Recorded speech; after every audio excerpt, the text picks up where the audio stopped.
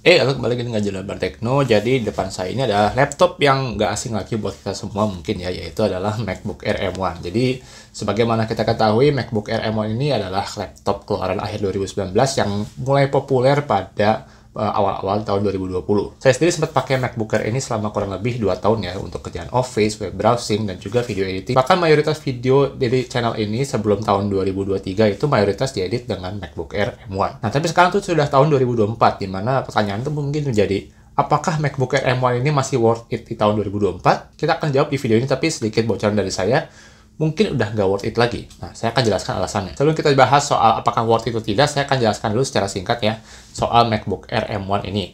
Jadi ini adalah komputer buatan Apple dengan ukuran 13,3 inci untuk displaynya, dan beratnya juga nggak terlalu berat, cuma 1,9 kg. Dan meskipun ini sudah desain yang bisa dibilang cukup lama ya, sehingga saya ini di refresh terakhir tahun 2018 atau 2019 gitu, MacBook Air yang model seperti ini, tapi bisa dibilang ini masih sangat-sangat kelihatan premium, sangat-sangat elegan.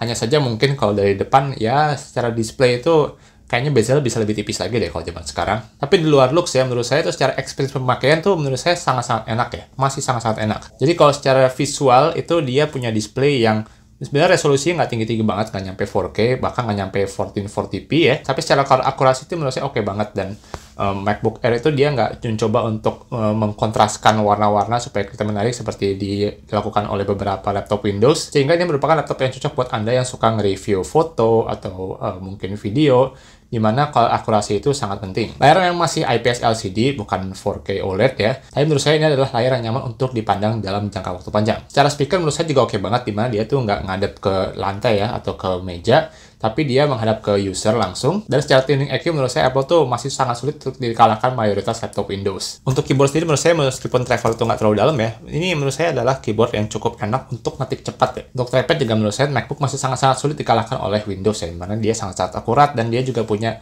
mekanisme klik yang berdasarkan haptic feedback ya. Tidak menggunakan mekanisme diveboard yang biasa ditemukan di laptop-laptop Windows. Kualitas webcam dan mikrofon internal dari MacBook Air juga bagus banget. Dan mari kita nggak lupakan soal macOS juga, dimana macOS adalah operating system yang sangat-sangat fluid, sangat-sangat smooth, relatif lebih aman ketimbang Windows dari segi pertahanan terhadap virus, relatif lebih jarang crash. Apalagi untuk cari-cari file, wah itu pakai Spotlight itu benar-benar kilat lah. Dan menurut saya fitur killer dari MacBook Air M1 adalah battery life ya, dimana kombinasi dari macOS yang menurut saya itu cenderung cukup efisien ketimbang Windows, plus yang paling penting adalah Apple Silicon ya, dimana dia itu berbasis ARM dan sangat-sangat hemat daya, terutama kalau kita tuh lagi nggak kerja berat. Laptop berbasis Apple Silicon ya, kalau kita tutup layar seperti ini, kemudian kita tinggalkan berjam-jam atau bahkan 1-2 hari, dan kita buka lagi, itu bisa dibilang baterai itu berkurang sedikit banget. Sehingga ini menurut saya adalah laptop yang bisa diandalkan dari segi baterai. Memang saya pernah bikin video kenapa saya itu pindah lagi ke Windows, dan saya mencoba untuk revisit MacBook Air M1 ini.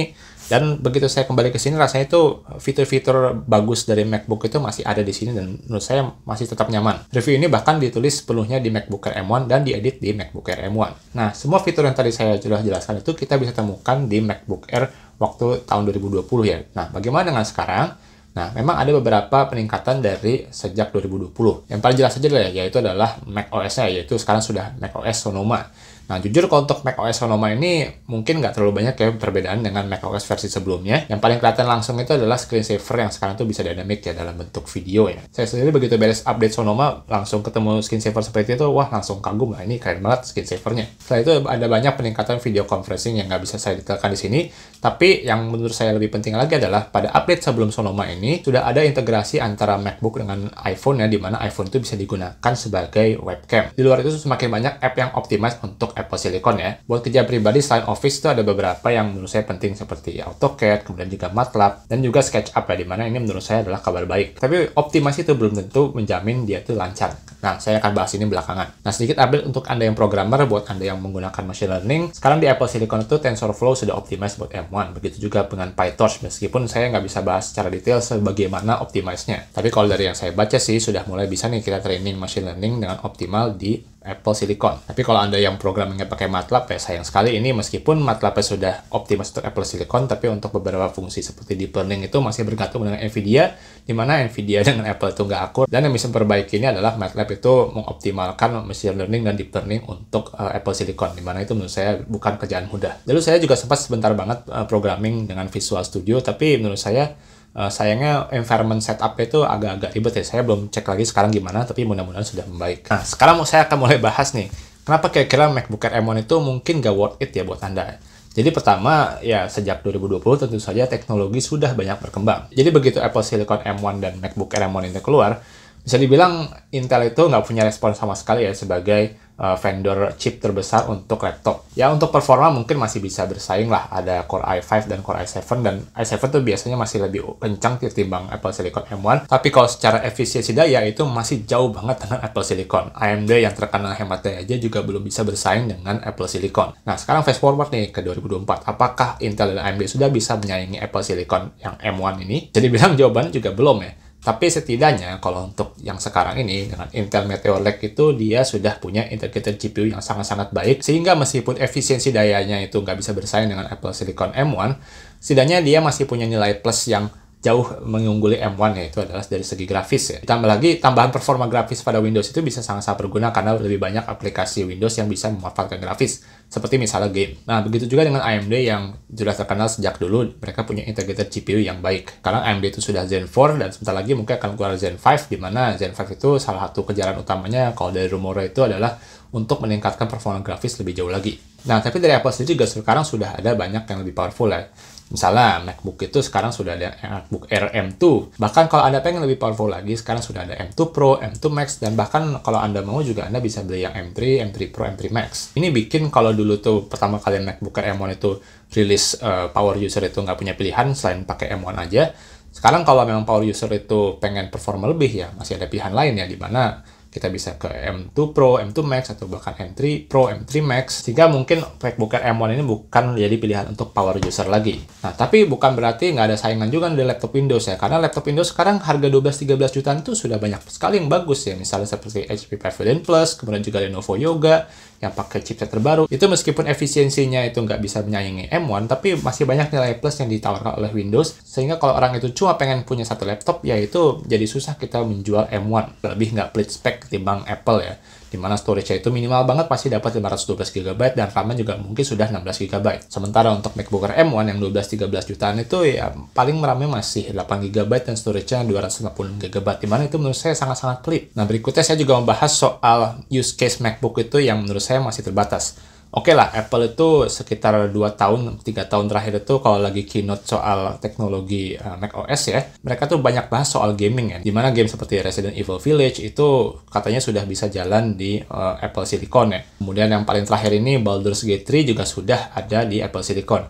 Tapi ya kalau secara umum ya, secara lebih luas nih, kalau kita misalnya buka Steam, kemudian kita lihat game apa yang kompatibel untuk macOS, itu sedikit sekali pilihannya. Bahkan ada game populer yang sekarang tuh nggak ada di Mac ya, yaitu apa? Counter-Strike ya. Dimana kalau CSGO yang versi sebelumnya itu ada di Mac, sekarang CS2 itu sejauh ini nggak ada di Mac. Valve sebagai developer bilang nggak cukup user base pemain CS2 atau CSGO sebelumnya di Mac untuk menginsert. Itu semua belum ada di MacBook sampai sekarang ya, sayangnya. Kemudian bahkan untuk Office saja, memang sih sekarang Office tuh untuk di Mac ya nggak ada masalah sama sekali ya, lancar-lancar aja, dan fiturnya juga bisa dibilang sama. Minimal mungkin 99,9% fiturnya itu adalah di Mac. Tapi masalahnya kalau kita menggunakan Office di Mac itu, kalau saya pribadi yang bisa dibilang mungkin saya cukup power user yang sering alt tab dan ganti-ganti spreadsheet dan segala macam, itu menurut saya agak kurang lincah untuk multitasking di Mac ya. Karena animasinya secara umum itu dia lebih lambat, minimal by default ya. Saya nggak tahu apakah ada cara untuk mempercepat animasi, tapi setidaknya untuk default, dan saya yakin mayoritas user juga pakai default, multitasking di Mac itu menurut saya masih agak kurang enak. Oke, MacBook Air M1 di 2024.